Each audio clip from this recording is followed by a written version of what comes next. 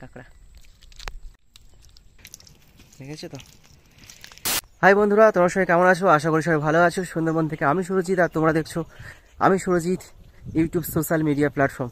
তো বন্ধুরা, আজকে কিন্তু যাচ্ছি সুন্দরবনের মানুষরা কিভাবে কাঁকড়া ধরে ও কাঁকড়া ধরে তিনাদের হচ্ছে জীবিকা বহন করেন, সব কিছু তোমাদের এই ভিডিওতে তুলে ধরার চেষ্টা করব। তো আমারও খুব আনন্দ হচ্ছে, কেননা ফার্স্ট টাইম এরকম নদীতে নামবো, কেমন কীভাবে কাঁকড়া ধরে সেটা দেখার জন্য।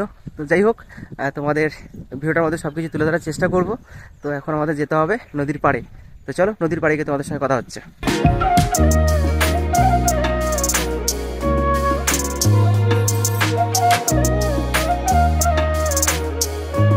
তো ফাইনালি নদী পাড়ে চলে এসেছি। আর দেখতে পাচ্ছ আমার পিছনে এই যে একজন, উনি হচ্ছে কথা বলতে পারেন না। তো ওনার কথাগুলো বোঝার চেষ্টা অবশ্যই করব, আর পারলে তোমরাও চেষ্টা করো কি বলতে চাইছে।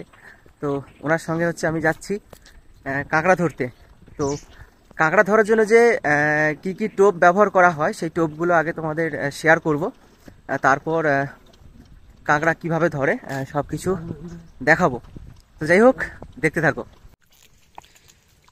তো বন্ধুরা, এখন কিন্তু নেমে গেছি জঙ্গলের মধ্যে। এখন কিন্তু জোয়ার যেহেতু শুরু হয়েছে, তো যার কারণে এখন জল আসেনি। তো এনার সঙ্গে কিন্তু আমি যাচ্ছি গভীরের দিকে যাইছি আমি এখন।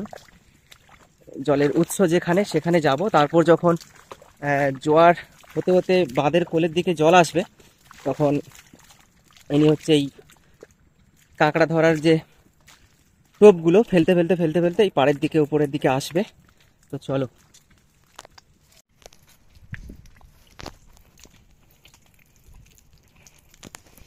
জঙ্গলটা কত গভীর দেখো গাইস, দেখেছো তো। মূলত এইগুলোতে কাঁকড়ার বাসস্থান। এই যে গাছগুলো, এই গাছের গোড়াতে কিন্তু কাঁকড়াগুলো বা কাঁকড়ারা গর্ত খুঁড়ে থাকে, গর্ত মধ্যে থাকে। যখন জোয়ার আসে তখন কিন্তু বার হয়। তো এগুলোতে এখন যেহেতু জল নেই, তো এগুলোতে কাঁকড়া তেমন দেখা যাচ্ছে না। তো এবার যখন জল উঠতে থাকবে তখন কিন্তু কাঁকড়ারা গর্ত থেকে বার হবে খাবারের উদ্দেশ্যে। বন্ধুরা, দেখতে পাচ্ছ জঙ্গলের কীভাবে গলে গলে যেতে হয় বন জঙ্গলের মাঝখান থেকে।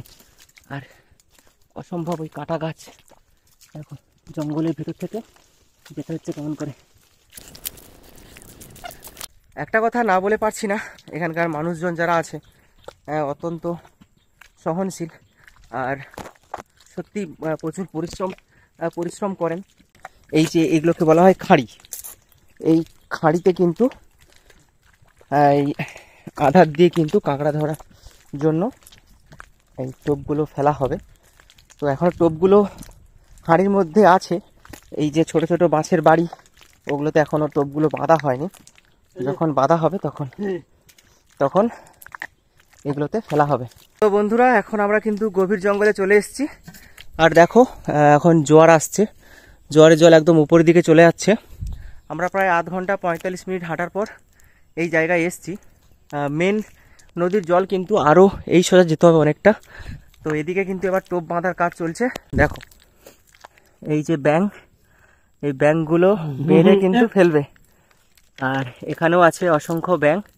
আর এই যে জালটা দেখতে পাচ্ছ, এই জালটাকে বলে ছাকুনি জাল, এইটা দিয়ে কাঁকড়া ধরবে। তোমাদের প্রথম টোপ কিন্তু এই যে ফেলে দেওয়া হলো। দ্বিতীয় টোপ ফেলানোর কাজ শুরু হচ্ছে। এই চলে গেছে ওপারে। উনি কিন্তু না কথা বলতে পারেন না, ঠিক আছে, উনি কিন্তু বোবা। তো দ্বিতীয় টোপ এই যে ফেলে দিল।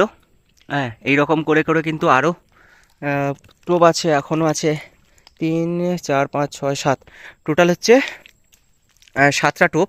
7টা টোপ এখানে ফেলে দেওয়া হবে। আর কাঁকড়া যখন তুলবে বা কাঁকড়া যখন খাবে তখন কিন্তু ভিডিওটা তোমাদের দেখাবো। আর এই যে ঝড়ে গতকাল রাতে অসম্ভব একটা ঝড় হয়েছিল, দমকা হাওয়াতে সব গাছের ডালফাল ভেঙে গেছে। আর গাইস, জঙ্গলটা একবার দেখো, কত ঘন জঙ্গল।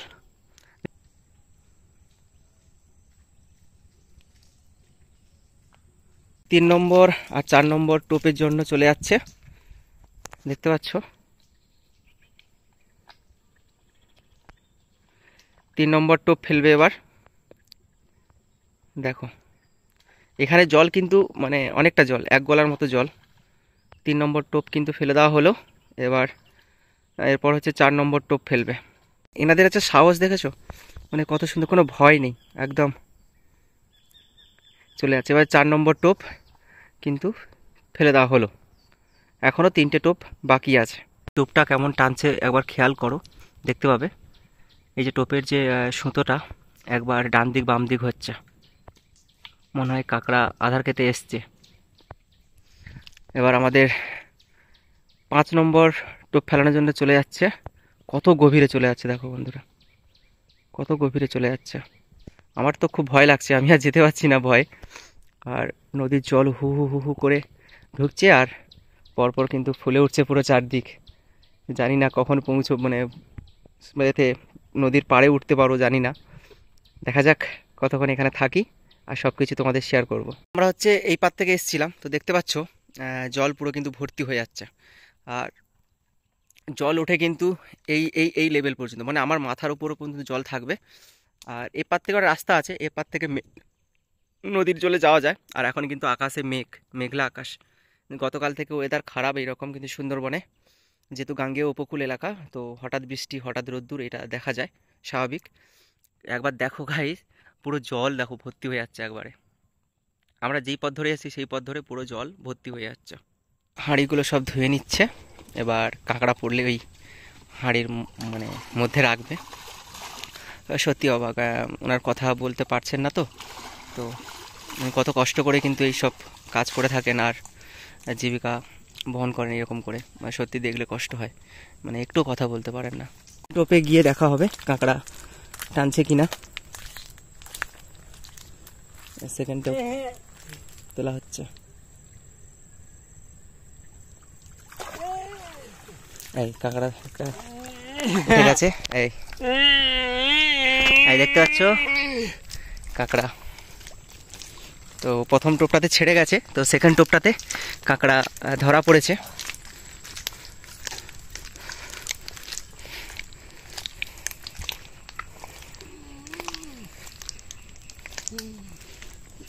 দেখো কাঁকড়া হাঁড়িতে ঢোকানোর স্টাইলটা দেখো, মাটি দিয়ে রেখে দেওয়া হলো। এবার হচ্ছে তৃতীয় টোপ দেখা হচ্ছে, কাঁকড়া এখানে এসছে কিনা দেখো। না নেই, কাঁকড়া এটাতে নেই, ছেড়ে গেছে যত সম্ভব।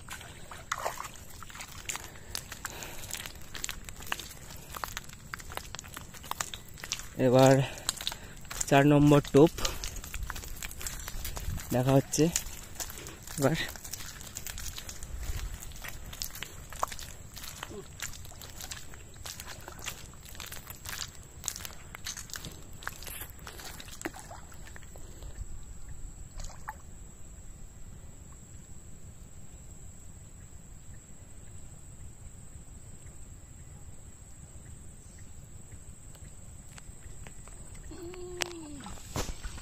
ব্যাস, এটাতে কাঁকড়া পড়েছে।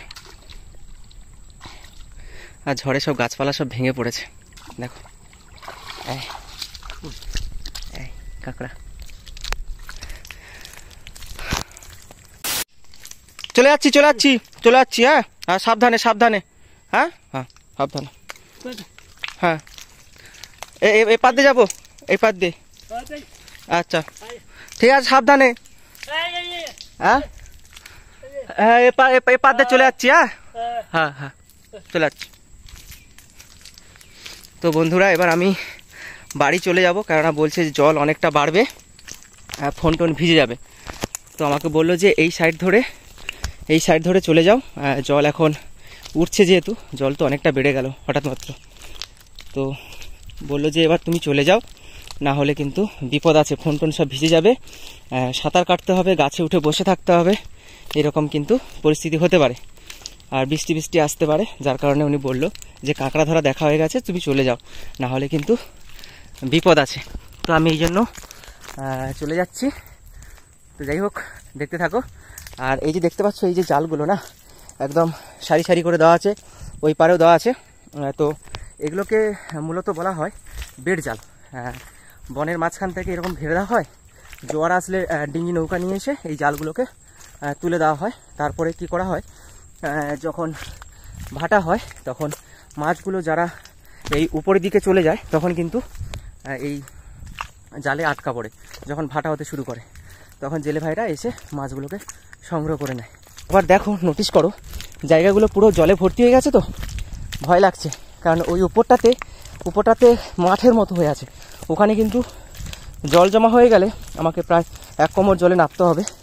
তো ওই জল জমার আগে আমাকে পৌঁছে যেতে হবে নদীর পাড়ের কাছে, না হলে কিন্তু জলে নামতে হবে। একা তো খুব ভয় করছে, তো চলো তাড়াতাড়ি। তো বন্ধুরা, এক কীর্তি হয়ে গেছে, আমি পথ হারিয়ে ফেলেছি। যেই পথটা দিয়েছিলাম সেই পথটা হারিয়ে ফেলেছি। তো আমাকে একটা উপায় অবলম্বন করতে হবে, যেটা হচ্ছে পায়ের ছাপ, যে টাটকা পায়ের ছাপ। আমরা তো যদি যাই পথ থেকে তাহলে বুঝতে পারবো, কিন্তু এখানে কোনো টাটকা পায়ের ছাপ নেই। তার মানে 100% রাস্তা আমি গুলিয়ে ফেলেছি। যাই হোক, এবার হাঁটতে শুরু করি। ওই পারে যাই একবার। জঙ্গলের মাঝে মাঝে না একটা বিশেষ ধরনের কাঁটা গাছ দেখতে পাচ্ছ।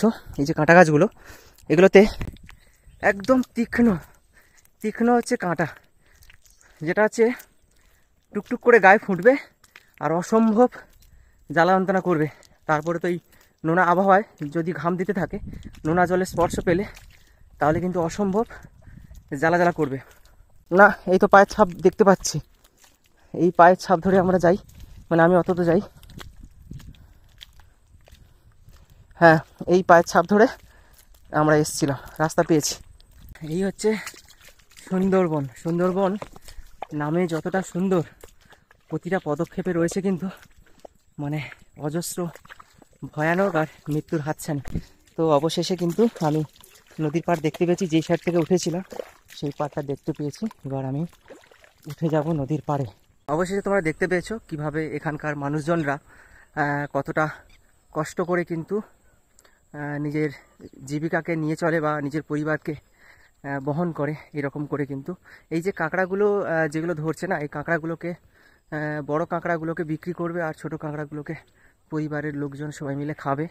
তাহলে বুঝতে পারছো যে এই সুন্দরবন মানুষের যেমন বাসস্থান, যেমন পেটের খাবার সব কিছু দিচ্ছে, আবার তাদেরই আবার প্রাণও কেড়ে নেয় মাঝে মাঝে। কেননা সবসময় প্রায় বেশিরভাগই শোনা যায় এই জঙ্গলে কাঠ, মধু, কাঁকড়া মাছ ধরতে গিয়ে কুমিরের শিকার হয়েছে। আবার অনেকে আবার কাঁকড়া ধরতে এসে বা নদীতে এসে যাদের মৃগী রোগ আছে, হঠাৎ করে কনভালসেশন বা খিঁচুনি হয়, নদীর জলে কিন্তু এরকম ডুবে মারা গেছে।